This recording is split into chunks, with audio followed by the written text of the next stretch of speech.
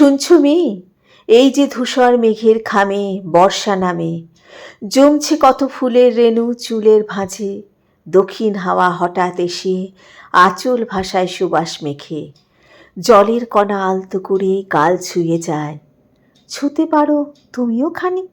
শুনছো মেয়ে, একটা চিঠি ঘুরে বেড়ায় এই শহরে, ঠিকানা নেই।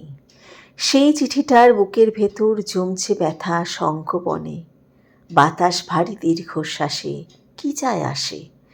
একটা কেবল দুপুর থাকে খাখা রোদের, একটা খাঁচায় হলুদ রঙের পাখি থাকে।